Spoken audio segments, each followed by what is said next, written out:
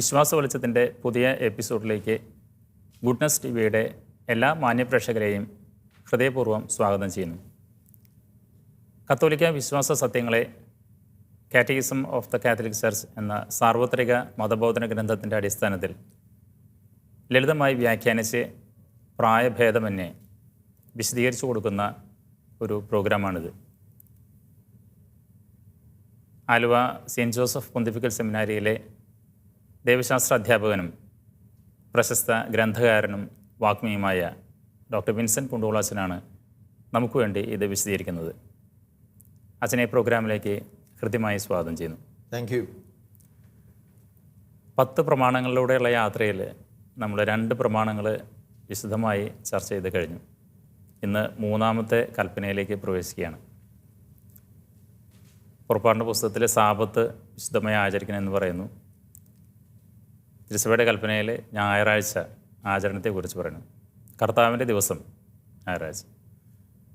എന്താണ് ഞായറാഴ്ചയ്ക്ക് മാത്രമുള്ള ഒരു എല്ലാ ദിനവും കർത്താവിൻ്റെ ദിവസമാണല്ലോ. ഞായറാഴ്ച മാത്രം കർത്താവിൻ്റെ ദിനം എന്ന് പറയാനും ഞായറാഴ്ച ആചരണത്തിന് ഈ പ്രാധാന്യം കൊടുക്കുന്നതിൻ്റെയും ഒരു അടിസ്ഥാനം എന്ന് വിശദീകരിക്കാം. കർത്താവിൻ്റെ ദിവസം പരിശുദ്ധമായി ആചരിക്കണം എന്നുള്ള ഈ കൽപ്പന ചെറുപ്പകാലം മുതലേ നമ്മൾ ഈ 10 പ്രമാണങ്ങൾ ചൊല്ലുമ്പോൾ ഇങ്ങനെ കാണാപാഠം പഠിച്ച് നമ്മുടെ മനസ്സിൽ കയറിയിട്ടുള്ള ഒരു കൽപ്പനയാണ്. പക്ഷെ ഇപ്പോൾ സാറ് പറഞ്ഞതുപോലെ കർത്താവിൻ്റെ ദിവസം ഞായറാഴ്ചയാണ് എന്ന് പറയുമ്പോൾ ബാക്കിയുള്ള ദിവസങ്ങൾ കർത്താവിൻ്റെ ദിവസങ്ങളല്ലേ എന്നൊരു ധ്വനി ഞാനിതുവരെ അങ്ങനെ ചിന്തിച്ചിട്ടില്ല. കാരണം ദൈവം തന്നെയാണ് എല്ലാ ദിവസത്തിൻ്റെയും പരിപാലകനായിട്ട് വാഴുന്നത്. ദൈവമില്ലാത്ത ഒരു നിമിഷം നമ്മൾ പ്രപഞ്ചത്തെക്കുറിച്ച് നമുക്ക് കാണാനായിട്ട് സാധിക്കില്ല. ഉൽപ്പത്തിയുടെ പുസ്തകത്തിലുള്ള വിവരണത്തിൽ കർത്താവ് 6 ദിവസം കൊണ്ട് ഭൂമി, ലോകം, പ്രപഞ്ചത്തിലെല്ലാം സൃഷ്ടിച്ചു, ജീവജാലങ്ങളെല്ലാം സൃഷ്ടിച്ചു, മനുഷ്യനെയും സൃഷ്ടിച്ചു. 7ാം ദിവസം അതിന് വിശ്രമിച്ചു. അപ്പോൾ അതൊരു കഥയാണ് എന്ന് നമുക്കറിയാം. അതിലൂടെ ബൈബിൾ ഗ്രന്ഥകാരൻ പറയുന്ന കാര്യം ദൈവമാണ് സൃഷ്ടിയുടെ കർത്താവ്, ദൈവമാണ് എല്ലാം സൃഷ്ടിച്ചതിൻ്റെ ആദ്യ കാരണം എന്നുള്ള വിശ്വാസ സത്യമാണ് പ്രഖ്യാപിക്കുന്നത്. അത് മനസ്സിലാക്കാൻ വേണ്ടി ആ കാലഘട്ടത്തിലുള്ള ചില മിത്തുകളും അതുപോലെയുള്ള സംഭവകഥകളും ഐതിഹ്യങ്ങളൊക്കെ ചേർത്ത് അവരെ മറ്റ് ജനങ്ങൾ ചെയ്തിരുന്നത് പോലെ വിശ്വാസത്തിൻ്റെ വെളിച്ചത്തിൽ അവയെ എഴുതി വെച്ചു എന്ന് മാത്രം. പക്ഷേ അതിൽ പ്രധാനപ്പെട്ട കാര്യം ദൈവം ഈ സൃഷ്ടികർമ്മം നടത്തിയെല്ലാം കഴിഞ്ഞപ്പോൾ ഒരു വിശ്രമത്തിന് ഒരു അവസരം ദൈവം കണ്ടെത്തി. അത് ആ വിശ്രമത്തിലെ ദൈവമായിരിക്കുക എന്ന് പറഞ്ഞാൽ ദൈവം ആ നേരത്തിൽ ഇല്ലാതിരിക്കുക എന്നുള്ളതല്ല. സൃഷ്ടികർമ്മം എന്ന് പറയുന്ന വലിയൊരു കർമ്മത്തിൻ്റെ മറ്റൊരു ഭാവമാണ് വാസ്തവത്തിലെ വിശ്രമം. അപ്പോൾ ദൈവം വിശ്രമത്തിലായിരിക്കുന്ന ആ ദിവസം അത് കർത്താവിനെ തന്നെ ആയിരിക്കുന്ന ഒരു ദൈവത്തിൽ തന്നെ നിലനിൽക്കുന്ന ആ ദൈവത്തിൻ്റെ സത്തയിലേക്ക്, ദൈവമായിരിക്കുന്ന അവസ്ഥയിൽ ദൈവം തന്നെ അത് പൂർണ്ണമായി ജീവിക്കുന്ന എന്നൊക്കെ നമ്മുടെ മനുഷ്യഭാവനയിൽ നമുക്ക് വേണമെങ്കിൽ പറയാം. അങ്ങനെയുള്ളൊരു ദിവസമാണ് ഈ സൃഷ്ടിയുടെ വിവരണവുമായിട്ട് ബന്ധപ്പെടുത്തി നിൽക്കുമ്പോൾ കർത്താവിൻ്റെ ദിനത്തെക്കുറിച്ച് പറയാം. പക്ഷേ ഈ കർത്താവിൻ്റെ ദിനം എന്ന് പറയുന്നത് അങ്ങനെ പഴയ നിയമ കാലഘട്ടത്തിലൊന്നും രൂപപ്പെട്ട ഒരു വാക്കല്ല. അത് വളരെ കാലങ്ങൾക്ക് ശേഷമാണ്. അതിനെ ഉള്ള പശ്ചാത്തലം നമ്മൾ മനസ്സിലാക്കണമെങ്കിൽ പുറപ്പാടിൻ്റെ പുസ്തകത്തിൽ നേരത്തെ സാറ് സൂചിപ്പിച്ചതുപോലെ ഈ സാബത്ത് ആചരണത്തിൻ്റെ ഒരു പശ്ചാത്തലത്തിലേക്ക് വരണം. ഈജിപ്തിൻ്റെ അടിമത്തത്തിൽ നിന്ന് ഇസ്രായേൽ ജനതയെ കൊണ്ടുവന്ന ആ ദിവസം അവർ സാബത്ത് ആചരിക്കുന്ന ഒരു ദിവസമാണ് എന്ന് നമ്മൾ ആ ഭാഗം വായിക്കുമ്പോൾ നമ്മൾ കാണുന്നുണ്ട്. അത് ശനിയാഴ്ചയായിരുന്നു. അപ്പോൾ അന്ന് ആ ശനിയാഴ്ചകൾ അതിനുശേഷം എന്നും തങ്ങളെ പാപത്തിൻ്റെയും അല്ലെങ്കിൽ രാഷ്ട്രീയമായ അടിമത്തത്തിൻ്റെയും ആ അവശതകളിൽ നിന്ന് രക്ഷിച്ച ആ ദൈവത്തിൻ്റെ മനോഹരമായ ഓർമ്മ കൊണ്ടാടാൻ വേണ്ടി അവർ സാബത്ത് ആചരിക്കാൻ തുടങ്ങി. അപ്പോൾ അത് സാബത്ത് ദിനമായിട്ട് മാറി. അപ്പോൾ ഈ സാബത്ത് ദിനം യഹോവയുടെ ദിനമായിരുന്നു. പക്ഷേ ഈ സാബത്ത് ദിനത്തിൻ്റെ തന്നെ ആചരണ രീതികൾ, അതിൻ്റെ കുഞ്ഞു അതിൻ്റെ ഉള്ളിലുള്ള ആചാരാനുഷ്ഠാനങ്ങൾ, അതെല്ലാം കൂടുതൽ പ്രബലപ്പെട്ടത് ബൈബിൾ പണ്ഡിതന്മാർ പറയുന്നത് പ്രവാസകാലത്താണ്. ബാബിലോണിയൻ പ്രവാസകാലത്ത് ഇവർക്ക് ബലികൾ അർപ്പിക്കാൻ പറ്റുന്നില്ല. കാരണം അന്യദേശത്താണ്, ആ ദേശത്തിന് അവിടെയുള്ള ദൈവമുണ്ട്. അപ്പോൾ അതേസമയം ഇവരെ ഒരു വ്യക്തിപരമായിട്ട് അവർ രഹസ്യമായിട്ട് ഇസ്രായേൽക്കാർ വിപ്രവാസത്തിലാണെങ്കിലും അവർ പ്രാർത്ഥനയ്ക്കായിട്ട് ഒരുമിച്ച് കൂടിയിരുന്നു. അപ്പോൾ അവർ ചെയ്തിരുന്നത് ഈ സാബത്ത് ആചരിക്കുക, അതിൻ്റെ ഓർമ്മയിൽ അപ്പം മുറിക്കുക, അത് ഒരുമിച്ചിരുന്ന് ഭക്ഷിക്കുക, അന്നത്തെ ആ രക്ഷയുടെ കഥകൾ അവർ പറയുക, മോസസിൻ്റെ നൽകിയ കൽപ്പനകൾ അവർ ഓർക്കുക. അങ്ങനെ രക്ഷാകര ചരിത്രത്തെ ഓർക്കുന്ന അതുവരെയുള്ള ഒരു കാര്യമായിട്ട് സാബത്ത് ദിനത്തിൽ പ്രത്യേകിച്ച് വിപ്രവാസ കാലഘട്ടത്തിൽ വളർന്നു വന്നു. പിന്നീട് തിരിച്ച് ഒരു ബാബിലോൺ വിപ്രവാസം കഴിഞ്ഞ് ഇസ്രായേൽ ജനത കൂടുതൽ ഒരു പൂർണ്ണ ആധിപത്യത്തിലെ ഉള്ള ഒരു സ്വതന്ത്ര രാഷ്ട്രമായിട്ട് കൂടുതൽ ശക്തിപ്പെട്ട അവസരത്തിൽ അത് ആ ശനിയാഴ്ചകൾ തന്നെ ഇങ്ങനെ ഒരു യഹോവയുടെ ദിനമായിട്ട് തുടരുകയാണ്. അപ്പോൾ ആഴ്ചയിലൊരു ദിവസം യഹോവയ്ക്ക് മാറ്റി വെച്ചിരിക്കുകയാണ്. ആഴ്ചയിലൊരു ദിവസം യഹോവയുടെ ദിനം. കാരണം അന്ന് അവർ യഹോവയും അവരും തമ്മിലുള്ള ഉടമ്പടിയെക്കുറിച്ച് ഓർത്തിരുന്നു. മോശയുടെ സാന്നിധ്യത്തിൽ യഹോവയും ഇസ്രായേൽ ജനവും കൂടി സിനായ് മലയുടെ താഴെ വെച്ച് നടത്തിയ അവരെ രക്ഷിച്ച നിങ്ങൾ എൻ്റെ ജനവും ഞാൻ നിങ്ങളുടെ ദൈവം എന്നുള്ള ആ അനുഭവത്തിൻ്റെ വീണ്ടും വീണ്ടുമുള്ള ഒരു ഓർമ്മ പുതുക്കലും ജീവിക്കലുമായിട്ട് അതിൽ നിന്ന് ശക്തി സംഭരിച്ചുകൊണ്ട് ബാക്കി ദിവസങ്ങൾ ജീവിക്കുന്ന പ്രത്യാശയോടുകൂടെ കഴിയുന്ന ഒരു അനുഭവമായിട്ട് അവർക്ക് സാബത്ത്, ഒപ്പം അതൊരു കൂട്ടായ്മയുടെ അനുഭവമായിരുന്നു. കാരണം ആ ഓരോ കുടുംബത്തിലും അങ്ങനെയുള്ള എല്ലാവരും തമ്മിൽ ചേർന്നാണ് അപ്പം മുറിക്കലും ഈ പഴയ കാര്യങ്ങൾ ഓർക്കലും എല്ലാം. പക്ഷെ പിന്നീട് അത് പുതിയ നിയമത്തിലേക്ക് വന്നപ്പോഴാണ് കർത്താവിൻ്റെ ഉയർപ്പ് വാസ്തവത്തിൽ ഞായറാഴ്ചയായി. അപ്പോൾ പുതിയ നിയമത്തിലെ പാപത്തിൻ്റെ അടിമത്തിൽ നിന്ന് നമ്മെ രക്ഷിച്ചത് കർത്താവിൻ്റെ പെസഹാ രഹസ്യത്തിലൂടെയും അതിനുശേഷം എൻ്റെ സമാപനത്തിൽ സംഭവിച്ച ഉയർപ്പിലൂടെയാണ്. കർത്താവ് മരിച്ചവരിൽ നിന്ന് ഉയർത്തു, പുതിയ അർത്ഥതലങ്ങൾ വന്നു. അപ്പോൾ പുതിയ അർത്ഥമായി. സാബത്ത് ശനിയാഴ്ച ആചരിച്ചിരുന്നത് അത് ഇസ്രായേൽ ജനതയിൽ നിന്ന് ക്രിസ്ത്യാനികൾ കുറേശ്ശെ മാറാനും തുടങ്ങിയപ്പോൾ, ആ സെപ്പറേഷൻ ശരിയായപ്പോൾ അത് ഞായറാഴ്ചയിലേക്ക് മാറി. അപ്പോൾ കർത്താവിൻ്റെ ദിനം എന്ന് പറഞ്ഞാൽ കർത്താവ് ഉയർത്തെഴുന്നേറ്റ ദിനം. കർത്താവ് ഉയർത്തെഴുന്നേറ്റ ദിനം എന്ന് പറഞ്ഞു കഴിഞ്ഞാൽ നമ്മുടെ എല്ലാവരുടെയും വിശ്വാസത്തിലേക്കുള്ള ഉയർപ്പിൻ്റെ ദിനമാണ്. നമ്മൾ ഒരു പുതിയ ജനതയായിട്ട് കർത്താവിനിലൂടെ ദൈവവുമായിട്ട് ഉടമ്പടി ചെയ്ത ഒരു രക്ഷിക്കപ്പെട്ട സമൂഹമാകുന്ന ഒരു ദിനത്തിൻ്റെ ഓർമ്മയായിട്ട് അത് മാറാം. പക്ഷേ ഈസ്റ്റർ ഡേ ആ ഉയർപ്പിക്കപ്പെട്ട ദിവസവും ആദ്യം കർത്താവിൻ്റെ ദിനം തുടക്കത്തിലൊന്നും പറഞ്ഞിരുന്നില്ല. 1-ാം നൂറ്റാണ്ടിലാണ് വാസ്തവത്തിൽ കർത്താവിൻ്റെ ദിനം എന്നുള്ള ആ പേര് ഇതിന് വന്നത്. അപ്പോൾ പൊതുവേ നമ്മൾ കാണുന്നത് ആഴ്ചയുടെ ആദ്യ ദിനം എന്നാണ് പൊതുവേ ഇത് പറഞ്ഞിരുന്നത്. ഞായറാഴ്ച കർത്താവ് ആഴ്ചയുടെ ആദ്യ ദിനം.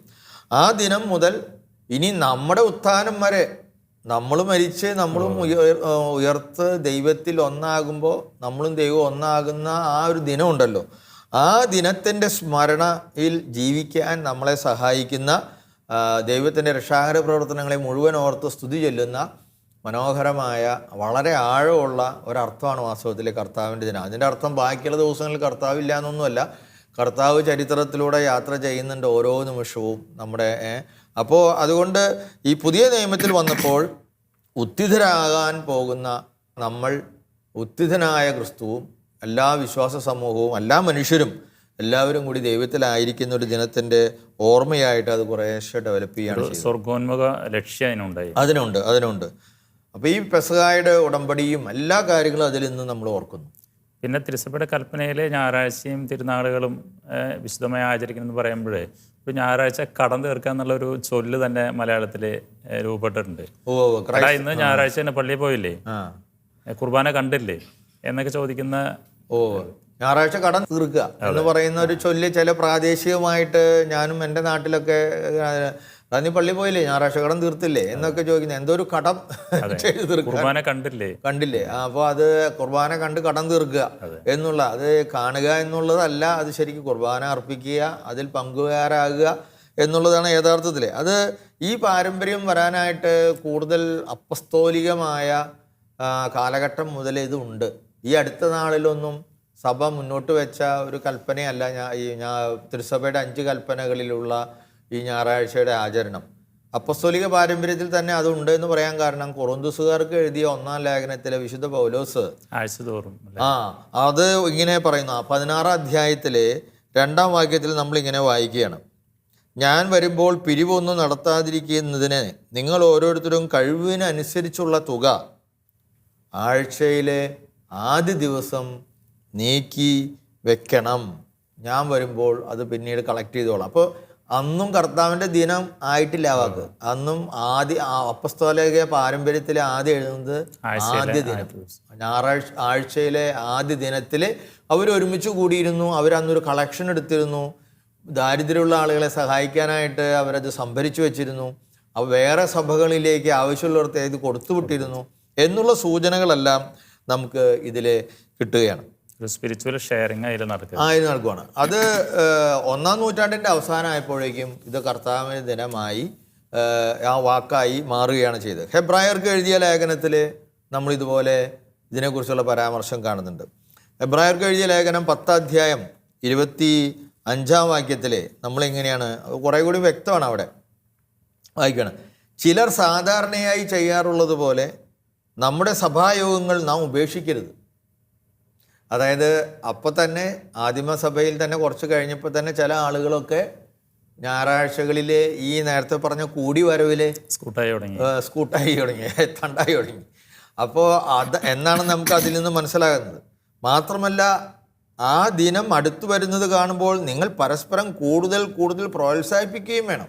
എന്ന് പറഞ്ഞാൽ ആ ഞായറാഴ്ചയിലെ ഗാദറിങ് ആ ഒരു സമൂഹത്തിൻ്റെ തന്നെ നിലനിൽപ്പിന്, അതിൻ്റെ വളർച്ചയ്ക്ക്, അതിൻ്റെ സുസ്ഥിതിക്ക്, അതിൻ്റെ സന്തോഷത്തിൻ്റെ ഭാഗമായിട്ട് നടക്കാൻ വേണ്ടി നിങ്ങൾ പരസ്പരം നാളെ ഞായറാഴ്ചയാണ്, അല്ലെങ്കിൽ നമ്മൾ ഞായറാഴ്ച കാണാം എന്ന് പറയുന്ന രീതിയിൽ ജനങ്ങൾ തമ്മിൽ ഒരു ഇഴയെടുപ്പുണ്ടാക്കുന്ന ഒരു ഘടകമായിട്ട് ഞായറാഴ്ച മാറാൻ തുടങ്ങി എന്നാണ് ഹെബ്രായർക്ക് എഴുതിയ ലേഖനത്തിൽ തന്നെ നമുക്കത് മനസ്സിലാകുന്നത്.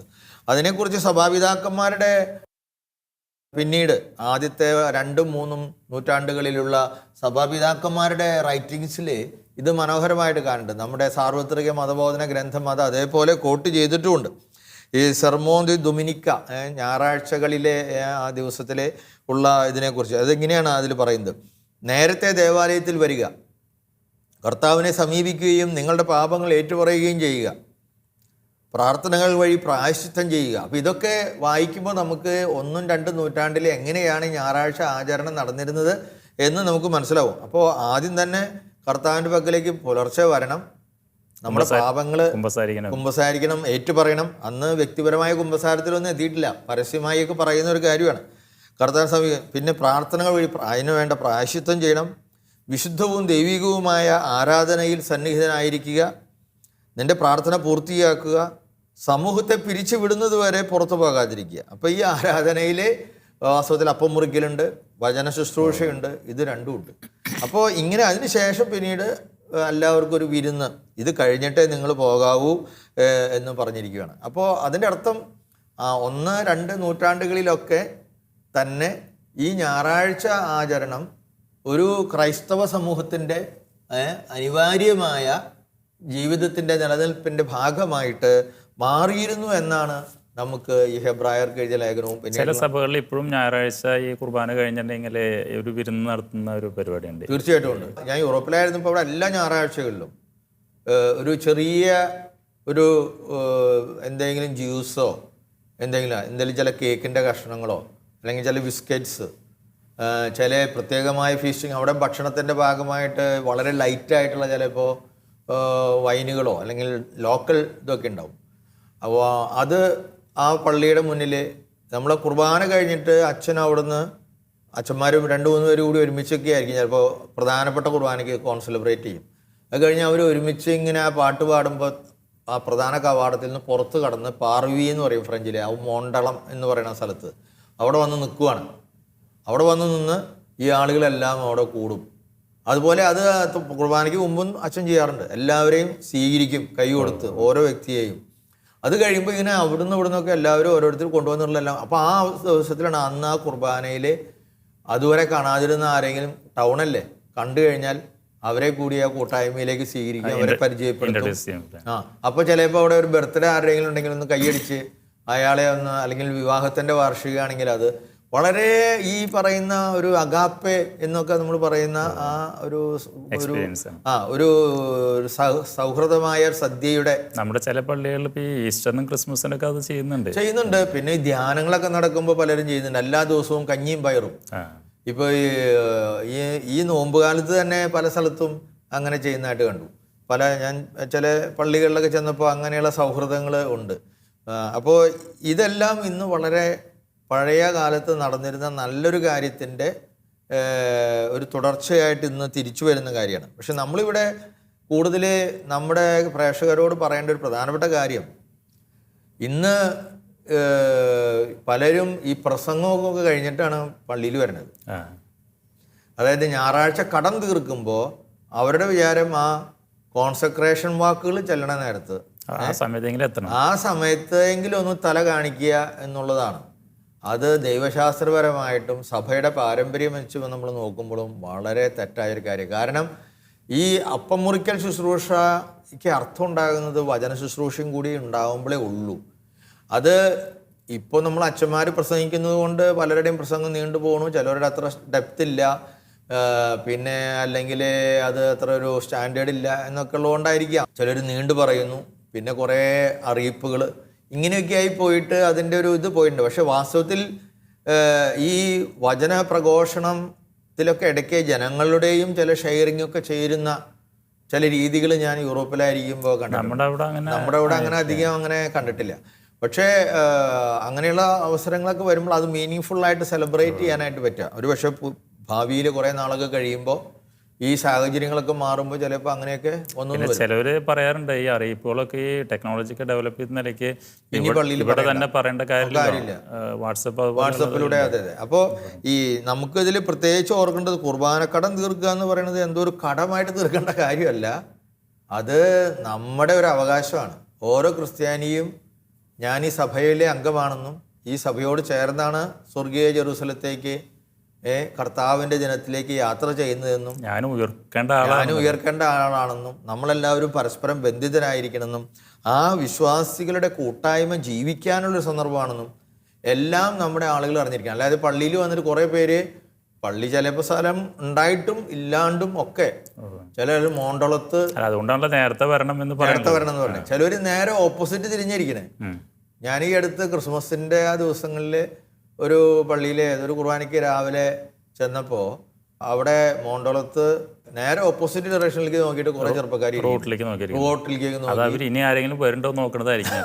അതെനിക്കറിഞ്ഞൂടാ. പക്ഷെ എന്തായാലും അതൊന്നും നമ്മുടെ ഒരു ഞായറാഴ്ച കടന്നു പറഞ്ഞപ്പോഴാ ഈ കാനൻ ലോയിൽ ഒരു പ്രൊവിഷനിൽ പറയുന്നുണ്ട്, അപ്പം അഥവാ നിങ്ങൾക്ക് ഏതെങ്കിലും സാഹചര്യത്തിൽ ഞായറാഴ്ച തന്നെ ഈ ബലിയിൽ പങ്കെടുക്കാൻ സാധിച്ചില്ലെങ്കിൽ ശനിയാഴ്ച വൈകുന്നേരം എങ്കിലും പങ്കെടുക്കണം. ചില ഒഴിവുകഴിവുകൾ ഈ ഞായറാഴ്ച ആചരണത്തിൽ സഭ നൽകിയിട്ടുണ്ട് ഈ കാനൻ ലോയിൽ. അത് പറഞ്ഞിട്ടുള്ളത് എങ്ങനെയൊക്കെയാണ്, രോഗങ്ങളുള്ള ആൾക്കാർക്ക് പങ്കെടുക്കണമെന്നില്ല, പനി, ചിലർ നീണ്ട യാത്രയാണ് ട്രെയിനിൽ, അപ്പോൾ ചിലപ്പോൾ അത് സാധിച്ചൊന്നും വരില്ല, അല്ലെങ്കിൽ കുഞ്ഞു കുട്ടികളെ ശിശുപരിപാലനം അങ്ങനെയൊക്കെയുള്ള. അപ്പോൾ അങ്ങനെയൊക്കെയുള്ള സന്ദർഭങ്ങളിൽ നമ്മൾ തീർച്ചയായിട്ടും ഇതിനെ നിർബന്ധിക്കുന്നില്ല. അല്ലെങ്കിൽ നമ്മൾ അന്ന് ഇത് വേറെ എന്തെങ്കിലും അസൗകര്യം, അതാണ് നേരത്തെ സാറ് പറഞ്ഞത്, അത് നമ്മുടെ നാട്ടിൽ വളരെ പ്രചാരമായിട്ടില്ല. ഞായറാഴ്ച ഒരു പ്രത്യേകമായ ഒരു കാര്യം ഒഴിച്ചുകൂടാനാവാത്ത ഒരു കാര്യം സംഭവിക്കുകയാണെങ്കിൽ ഈ ഞായറാഴ്ചയുടെ കമ്മ്യൂണിറ്റിയുടെ സെലിബ്രേഷൻ ശനിയാഴ്ച ഈവനിങ്ങുകളിൽ ആ ഒരു ഇൻറ്റൻഷനിൽ തന്നെ നടത്തുന്ന കുർബാനകളുണ്ട്. യൂറോപ്പിലെല്ലാം ഉണ്ട്. അപ്പോൾ നമ്മൾ ഞായറാഴ്ച സർവീസ് തന്നെയാണ് അന്ന് നടത്തുന്നത്. ഞായറാഴ്ചയുടെ വായനകളും പ്രസംഗങ്ങളും എല്ലാം വചന ശുശ്രൂഷയൊക്കെ സെയിമാണ്. അപ്പോൾ അങ്ങനെ ചെയ്യുന്നത് അത് അവിടുത്തെ ഒരു സാഹചര്യം കൊണ്ടാണ്. നമ്മുടെ നാട്ടിൽ അങ്ങനെയുള്ള സാഹചര്യം എത്തിയിട്ടില്ല. പക്ഷേ അങ്ങനെ വരുമ്പോൾ ഒരുപക്ഷെ അതും അങ്ങനെയുള്ള കാര്യങ്ങൾ സംഭവിച്ചു എന്ന് വരാം. അതുപോലെ നേരത്തെ അച്ഛൻ പറഞ്ഞല്ലോ 6 ദിവസത്തിന് ശേഷം ദൈവം വിശ്രമിച്ചു, അതുകൊണ്ട് സൺഡേ ഒരു വിശ്രമത്തിൻ്റെ ദിവസം കൂടിയായിട്ട് കണക്കാക്കണമെന്ന്. കുറേ ആൾക്കാർ അച്ഛൻ അത് മനസ്സിലാക്കിയാണത് ഞായറാഴ്ച കിടന്ന് ഉറങ്ങാനുള്ള ദിവസമാണെന്നാണ്. വിശ്രമിക്കുക എന്ന് പറഞ്ഞു കഴിഞ്ഞാൽ വിശ്രമത്തെ മനസ്സിലാക്കിയിട്ടുള്ളത് റെസ്റ്റ് ചെയ്യാൻ വെച്ചിട്ടുണ്ടെങ്കിൽ അന്ന് ഭക്ഷണം കഴിക്കുക, കിടന്നുറങ്ങുക. അതെ, അത് ഒരു നിഷ്ക്രിയത്വമായിട്ട് ഉള്ള ദൈവത്തിൻ്റെ വിശ്രമം അല്ല അത് വാസ്തവത്തിൽ. അതാണ് നമ്മൾ തുടക്കത്തിലേ പറഞ്ഞത്. വിശ്രമം പല രീതിയിലുണ്ട്. ശരീരത്തിന് മാത്രമല്ല വിശ്രമം, മനസ്സിന് വിശ്രമം വേണം, അതുപോലെ ബന്ധങ്ങളിൽ വിശ്രമം വേണം, ആത്മീയമായിട്ടുള്ള വിശ്രമം വേണം. ഇതെല്ലാം വിശ്രമം എന്ന് പറയുന്നത് വാസ്തവത്തിൽ ഒരു പുതിയ തുടക്കത്തിനുള്ള ഊർജം സംഭരിക്കലാണ്. ഒന്നും ചെയ്യാതിരിക്കലല്ല. ഒന്നും ചെയ്യാതിരിക്കില്ല. അപ്പം നമ്മൾ കിടന്നുറങ്ങണത് എന്തിനാണ്? ആ ആഴ്ചയിൽ പലപ്പോഴും ഉറക്കം പോയിട്ടുണ്ടെങ്കിൽ ഒന്ന് നന്നായി ഉറങ്ങി തുടർന്നുള്ള ജീവനോടുകൂടെ, ശക്തിയോടുകൂടെ, ഊർജത്തോടുകൂടെ, ഉണർവോടുകൂടെ പ്രവർത്തിക്കാനായിട്ട് നമ്മളെ തന്നെ തയ്യാറ് ആക്കുക എന്നുള്ളതാണ് വിശ്രമത്തിൻ്റെ അർത്ഥം. അപ്പോൾ ശാരീരികമായ വിശ്രമം മാത്രമല്ല, പ്രത്യേകിച്ച് അത് സാർവത്രിക മതബോധനത്തിലും പറയുന്നുണ്ട്, അപ്പസ്തോല പ്രവർത്തനങ്ങൾ പറയുന്നുണ്ട്, നന്മ ചെയ്യാനുള്ളൊരു ദിവസമാണ്. അവസരമായിട്ട് ഉപയോഗിക്കുക. നന്മ ചെയ്യുമ്പോഴാണ് നമുക്ക് മനസ്സിന് ഉണർവും ഊർജവും ലഭിക്കുന്നത്. ബാക്കിയുള്ള ദിവസങ്ങളെല്ലാം അനുദിന അപ്പത്തിന് വേണ്ടിയുള്ള കഠിനമായ അധ്വാനത്തിൽ മനുഷ്യൻ വ്യാപൃതനാണ്. ആ ജോലിയിൽ നിന്ന് മനഃപൂർവ്വം ജോലിയിൽ നിന്ന് മാറി ദൈവികമായ കാര്യങ്ങളിൽ സഹോദരങ്ങൾക്ക് വേണ്ടി നന്മ കൂടി ചെയ്യാനുള്ളൊരു ദിവസമായിട്ട് ഇതിനെ കാണുമ്പോഴാണ് അത് യഥാർത്ഥത്തിൽ ആത്മീയമായിട്ടും മാനസികമായിട്ടുള്ള ഒരു വിശ്രമമായിട്ട് മാറുന്നു. മാർക്കോസിൻ്റെ സുവിശേഷത്തിലെ 3-ാം അധ്യായത്തിലെ 4-ാം വാക്യത്തിൽ നമ്മൾ കാണുന്നുണ്ട്. കർത്താവ് തന്നെ മനോഹരമായ മാതൃക അതിൽ കാണിച്ചിട്ടുണ്ട്. സാബത്ത് ദിനത്തിൽ അപ്പോൾ അവിടെ 2-3 കാര്യങ്ങളാണ് നമ്മൾ കാണുന്നത്. അന്ന് രോഗശാന്തി നൽകി ചില ആളുകൾക്ക്. അപ്പോൾ അവർ പെറുപെറുത്തു, ഫരിസേയരും നേതാക്കളൊക്കെ. ഇതെന്താണ്, അന്ന് ജോലി ചെയ്യാൻ പാടില്ലല്ലോ. അപ്പോൾ കർത്താവ് ഇങ്ങനെയാണ് പറയുന്നത്, നന്മ ചെയ്യുന്നതോ തിന്മ ചെയ്യുന്നതോ, ജീവൻ രക്ഷിക്കുന്നതോ ജീവൻ നശിപ്പിക്കുന്നതോ ഏതാണ് നല്ലത്?